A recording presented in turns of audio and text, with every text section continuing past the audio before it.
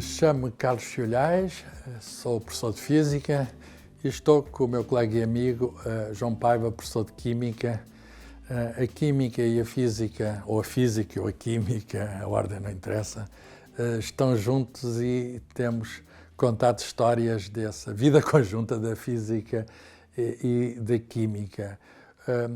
Hoje vamos contar uma história que, enfim, do século XVIII para o XIX, que envolve a física, envolve a química, mas envolve aqui, digamos, um fenómeno, é o fenómeno da vida, a sua relação com a física e com a química, e depois, enfim, é um fenómeno que vai, já nessa altura, tinha uma disciplina própria, chamava-se História Natural, ou chama-se Biologia. Talvez possa eu começar com uma história que é muito interessante. Galvani, Luigi Galvani, era médico e trabalhava no norte da Itália em descargas elétricas.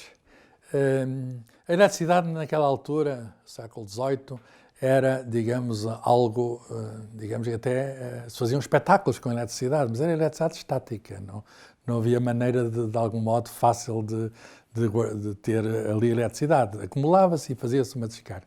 E ele, a certa altura, tinha um animal morto, uma perna de uma rã, e que estava ligado a uma peça metálica, e no contacto dessa peça metálica com outra, o que ele reparou foi que a perna da rã esticava a perna à rã. E qual foi a conclusão dele? Isto é uma descarga elétrica. E de facto era uma descarga elétrica. Ele disse, a rã, apesar de morta, tem aqui dentro eletricidade acumulada. Portanto, a eletricidade e a vida estão associadas. E ele insistiu muito nisso, que a eletricidade era uma característica dos seres vivos. Logo contra ele apareceu um outro italiano, Alessandro Volta, professor de Física, que, uma das grandes polémicas da história da física, que disse que não, senhor, não podia ser nada disto. O que tinha acontecido era a produção de facto de eletricidade, era um fenómeno elétrico, mas não era associado à vida, que a rã estava morta. Era apenas o contacto daqueles dois metais com um elemento intermediário, um elemento úmido intermediário, tinha feito com que ali houvesse eletricidade. O Galvani morreu sem nunca ter sido convencido pelo seu adversário, mas nós hoje sabemos que Volta tinha razão. Volta foi, enfim, comunicando a sua descoberta e a certa altura encontrou até uma aplicação da sua descoberta. Às vezes a ciência faz para responder a perguntas e há uma discussão, há uma polémica, mas depois também se encontram aplicações quando ninguém se esperava. A aplicação que ele diz assim, se eu posso produzir eletricidade aqui com este contacto, vou fazer o quê? Empilhar outros contactos. A palavra pilha vem daí, de empilhar. Em italiano diz pila de volta. Então o que é que acontece? Ele fez a primeira pilha, ano de 1800, a primeira pilha. A partir desse século temos já uma possibilidade de ter eletricidade disponível. Era só portátil, era só levar a pilha. Podíamos fazer experiências com eletricidade porque era só levar a pilha. E o primeiro foi, de facto, voltar a uma pilha muito grande, com vários elementos. Quanto mais elementos tivesse, maior, dizemos hoje, maior é, digamos, a diferença de potencial e a unidade é o volt. E cá está o Napoleão, que representa, digamos, o poder. Aqui sentado, ele era muito baixo. E o Volta era mais alto que ele e não podia ser o imperador a olhar para cima. Ou antes, aqui aparece sentado a olhar para cima, mas não podia ser, mostrar a sua diferença de estatura e a mostrar que tinham ali algo útil. Portanto, a ciência fornecia algo útil e os poderosos eram os primeiros a apropriar-se da ciência. É, de facto, o século XIX vai ser o século da eletricidade, também o século do magnetismo. Vão-se casar a eletricidade e o magnetismo e esse casamento vai dar à luz, digamos, com o Maxwell a meio do século XIX, mas foi Volta, digamos, um nome decisivo e é esta origem, de algum modo, galvânica, de algum modo ligada à vida da eletricidade. Mas a eletricidade é um fenómeno geral da natureza. A eletricidade está por todo o lado.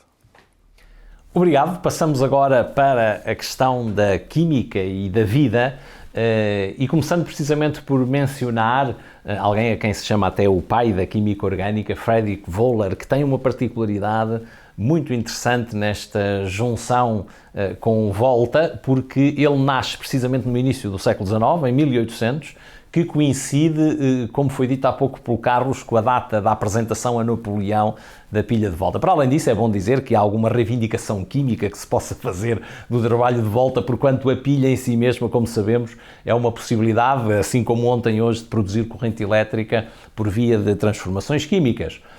Mas o que queríamos mais sublinhar hoje é esta cumplicidade da vida, e o trabalho de Wohler é a esse nível notável. A química, como ciência que se preocupa em saber como as coisas são e como se transformam umas nas outras, vive de dois movimentos, o movimento da análise, mas também um movimento de síntese, de ser capaz, digamos assim, de compor o seu próprio objeto.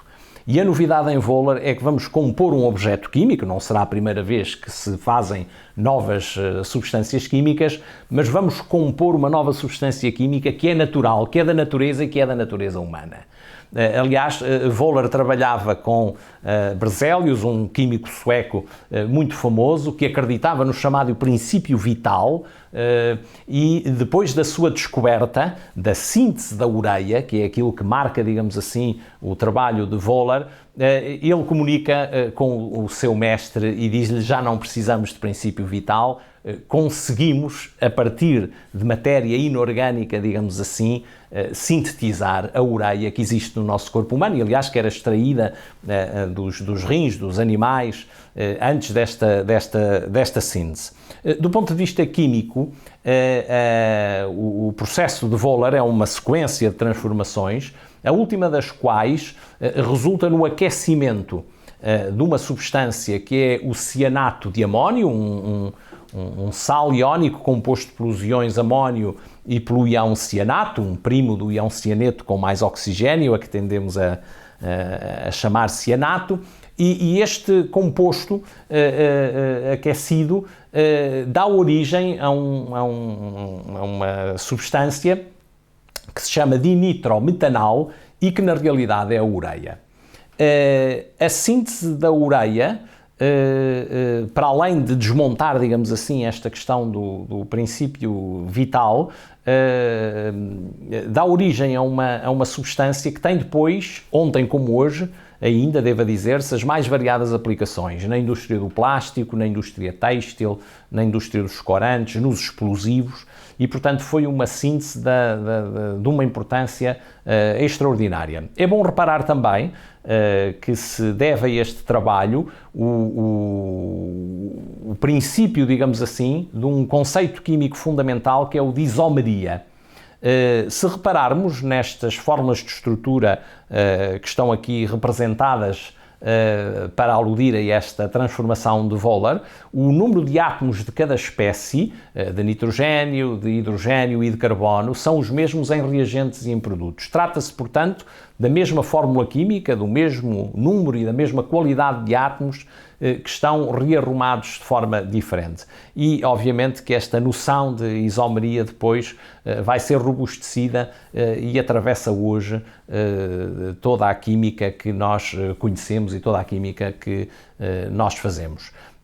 A relação da química com a vida, se com Wohler começou, hoje é ainda cada vez mais intensa. Nós hoje sabemos que a vida que nós próprios somos é obviamente também um conjunto de processos físico-químicos. De alguma maneira também a ciência, onde a física e a química tomam um grande protagonismo ao longo da história e ainda hoje, é uma procura de responder à pergunta: o que é o homem? E o que é o homem e o que é tudo aquilo em que o homem vive e o que é a sua própria vida. Portanto, as cumplicidades que terão começado com Volta ou Galvani na relação da física e da vida, e aqui com Wohler através da síntese da ureia, que existe também no nosso corpo, como é sabido, enfim, é produzida durante no nosso aparelho digestivo, e existe no nosso sangue, que convém que não seja em grande quantidade,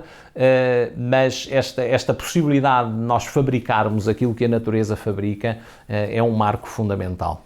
Bem, João, as disciplinas Física e Química, enfim, seguiram naturalmente caminhos próprios. É normal quando aparece uma nova disciplina como a química que se tenha tornada independente, e sempre em diálogo, digamos, com a física e também com a biologia. Temos aqui muito claramente a ligação com a biologia. Mas no século XX dá-se uma junção que é muito fecunda e que é a junção que nos dá a visão de hoje, quando físicos chegam digamos, a perceber o que é que consiste a ligação química, que se consiste, há várias formas, mas basicamente é um resultado digamos, da intermediação de eletrões, de alguma maneira, entre átomos para formar moléculas. Para isso é preciso uma nova teoria física, foi preciso a teoria quântica. E imediatamente os químicos perceberam que estava ali o segredo da ligação química e, portanto, a física e a química voltaram, digamos, a estar unidas e logo a seguir, depois de ter feito a teoria quântica, Niels Bohr, que é digamos, um dos grandes sábios da teoria quântica, disse assim: bem, agora que a física e a química têm este poder todo, vamos ver o que é a vida. Vamos ver o que é a vida. Então, alguns dos discípulos de Bohr foram para a bioquímica. Foram explorar a relação, que é bastante íntima entre a química e a biologia. E então vai-se descobrir o ADN, mas a estrutura do ADN, o ácido nucleico já se conhecia, mas a estrutura. Mas quando se descobre, em 1953, já se sabia que o princípio vital que não funcionava e que a vida basicamente é física e química. Não quer dizer que saibamos tudo da vida, a vida continua a ser um mistério, no seguinte sentido, a ciência continua, há muita coisa que não sabemos, mas sabemos que, como o João disse, os mecanismos de funcionamento da física e da química estão por trás de toda a biologia. É verdade, a biofísica e a bioquímica são disciplinas de interface, precisamente, que representam bem estes casamentos interdisciplinares de que estamos a falar, e hoje não se faz ciência sem a comunhão dos saberes. Quer dizer, falamos de física e química com muito gosto, estas disciplinas existem, mas hoje cada vez mais há espaço para equipas interdisciplinares e tudo aquilo que diz respeito ao homem e à vida diz respeito a estas ciências.